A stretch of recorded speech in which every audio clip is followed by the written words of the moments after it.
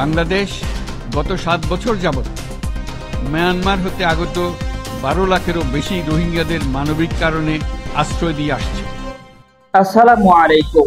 আজকের সংবাদে আমাদের সাথে থাকার জন্য সকলকে স্বাগত। আজকের ভিডিওতে আমরা আপনাদের জানাবো ডক্টর ইউনূস জাতিসংঘে রোহিঙ্গাদেরকে তাদের দেশে ফিরিয়ে দিতে কি বলেছেন জাতিসংঘের মহাসচিবের কাছে। তো বিস্তারিত তার মুখে শুনবো, চলুন আমরা মূল ভিডিও। মিয়ানমার থেকে বাংলাদেশে বলপূর্বক বাস্তুচ্যুত রোহিঙ্গাদের সহায়তা করতে আমরা অঙ্গীকারবদ্ধ।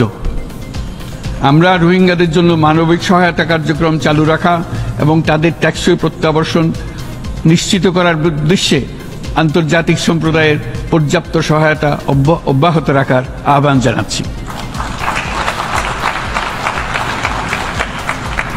রোহিঙ্গাদের সাথে সংগঠিত হওয়া ব্যাপক ভিত্তিক মানবাধিকার লঙ্ঘনের জন্য আন্তর্জাতিক বিচার আদালত এবং আন্তর্জাতিক অপরাধ আদালতে চলমান বিচার প্রক্রিয়ার মাধ্যমে ন্যায় বিচার নিশ্চিত করাও সমানভাবে গুরুত্বপূর্ণ। রোহিঙ্গারা যাতে নিজ দেশে স্বাধীন এবং মর্যাদাপূর্ণ জীবনযাপন করতে পারে সেই লক্ষ্যে অনুকূল পরিবেশ তৈরিতে জাতিসংঘ অন্যান্য আন্তর্জাতিক প্রতিষ্ঠানের ধারাবাহিক প্রচেষ্টার প্রশংসা দাবিদার। এই লক্ষ্যে রোহিঙ্গারা যাতে পর্যাপ্ত নিরাপত্তা ও অধিকার নিশ্চিত করে তাদের নিজ ভূমি রাখাইনে ফিরে যেতে পারে তার পথ সুগম করা অত্যন্ত দরকার।